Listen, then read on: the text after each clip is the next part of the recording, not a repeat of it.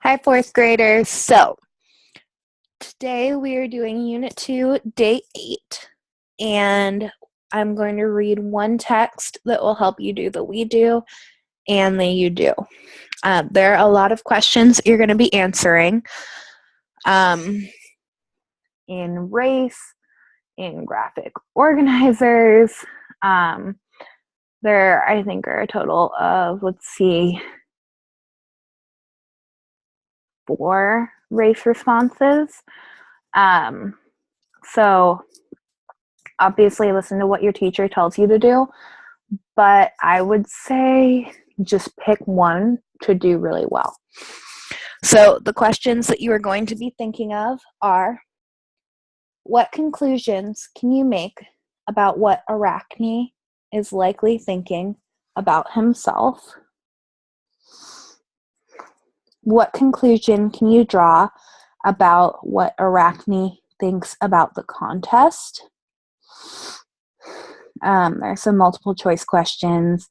What can you conclude about what Arachne thinks about his life? What evidence supports part A? What conclusion can you draw about what Arachne thinks of Athena? And what conclusions can you draw about what Arachne thinks about Athena's warning? So, you guys are going to be delving pretty deeply into character, feelings, and motivations in order to get this done. So, you are trying to figure out what Arachne thinks about various things and doing a race response. All right, so the text that we are going to be reading is called Arachne Speaks, and it appears to be in the some form of poem rather than just a text. So follow along with me. It may get a little complicated. The syntax may be a little switched up, but follow along and be ready to answer all of those race questions. Orb weavers, weavers of tangled nets, all 8-legged ones, whose spinnerets weave the doom, funnel and sheet, whose shuttle silk between combed feet. Leave behind your tattered hairs, above the hearth, beneath the stairs, in gardens and meadows, by rivers and streams. Arise, unravel your webs of dreams. Begin our tapestry again, cover the earth from end to end. Cast to the 4 winds my story's thread. Let truth spread like gossamer from your abdomens across the fields of time. Children, weave it well. Your silk will tell a tale of punishment and crime, of a goddess's black deed by which you are bound to spin forever. Round and round, so it was decreed. Long ago, in Maeonia, my home, where I first turned a spindle and learned the weaver's art, I could comb the coarsest wool into soft clouds, spinning it tight. My fingers were swift and light. I drew admiring crowds and poured proud Athena's wrath. She wanted the credit, but I'd already headed down my fated path by demanding fair play. No ancient of birth would determine my worth. A contest seemed the way. To prove the skill was mine alone, never hers to claim. I earned my good name. Should she reap what I'd sown?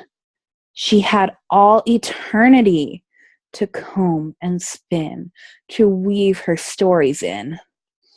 I was born to poverty, she to wealth and fame. My short, hard life was the point of a knife, prodding me to seek acclaim. But a goddess lives on praise. Her only compensation, our prayers and adoration, fills the emptiness of her days. How could I let it stand, this challenge to my command? I, daughter of Zeus, must suffer such abuse. I was mocked, maligned. I should have struck her blind. But something held me back, made me take a gentle tack. After all, a mother grants her wayward child a second chance. And whom but a goddess could she defy? She was motherless as I. She'll learn, I thought, to bend her knee and yield to my authority. She sniffed my rising fame like smoke, ascending from the sacrifice, more pleasing than a fragrant spice. I shook my fist in smoke. These parasites, to whom we pray, if we refuse to feed their never-ending need, they'd simply waste away. Murmuring, the troubled crowd retreated from my loom.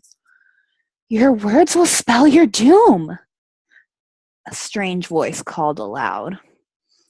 Disgusted, or disguised as a hobbling crone, my rival finally came.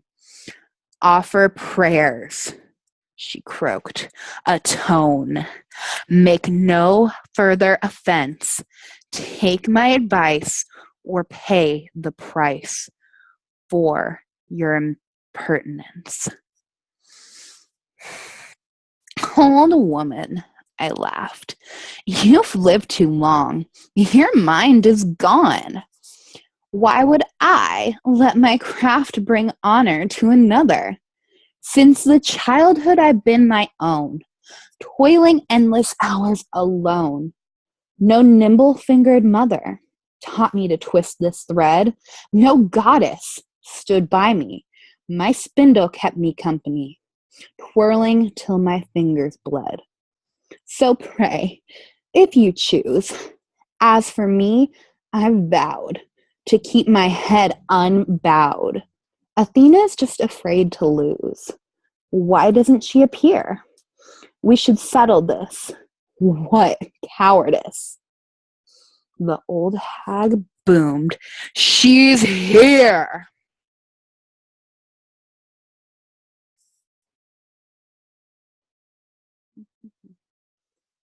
Pallas cast her cane aside.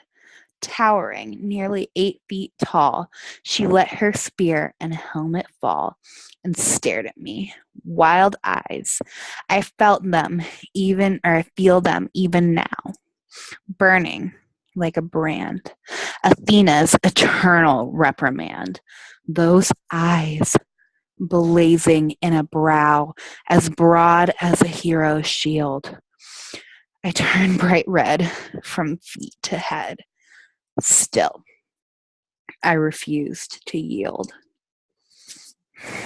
Feet apart, shoulders square, chin thrust boldly into the air, defiant till the end. The scalping would not bend. I throw down my disguise, staring deep into her eyes, and wondered, drawing nearer, was I gazing into a mirror? While others crouched in fear, Pallas waved her hand in silent command and made a great loom appear. She held out fine thread for the crowd to admire. Royal purples from Tyre, spun gold, burnished with red. I ignored the precious strands to keep my rage controlled. Who needed her gold? But father's wretched hands flashed before my eyes, stained and bent from many years spent stirring hot vats of dyes. As I watched the vision slowly ebb, my trembling fingers wound the thread he colored round and round to make a sturdy web. I bound it swiftly to the beam. My plan was sketched, the fine wrap stretched. I moved in a dream. Over and back, my hands kept pace with the rhythm of wrap and weft, drawing a strand from right to left, combing it into place. My shuttle slipping with ease between thin walls of thread, navigating the narrow shed like a boat on familiar seas. Over and back again flew, first Zeus, disguised as a bull, woven in white lamb's wool, swam deep in Ionian blue. Europa gripped his golden horn, her wide doe eyes stitched sideways in surprise. Her chitin loosely worn, billowed on my artful breeze. Foaming the waves, it seems to stir her fragrance of rose and mirth as it silvered the shoreline trees.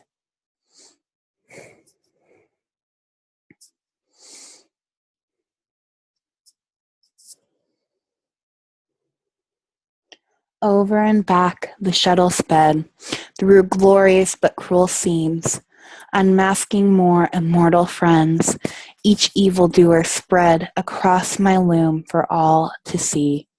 Apollo, stitched in silk, Poseidon and his ilk, Dionysus with Eragon, embroidered leaves and vines clinging to the narrow hem, formed a wreath surrounding them. When the dark, tangled lines drawn over and back were done, I knew by their faces my web of disgraces had easily won. Rash child, what have you wrought? What madness could have brought your talents to this end? Great are the powers you offend. Before a storm, the ground seems pressed by an awful weight. Stillness none can penetrate. All breath is held. No single sound escapes a living thing. No leaf is stirred. No bee, no bird dares to beat its wing.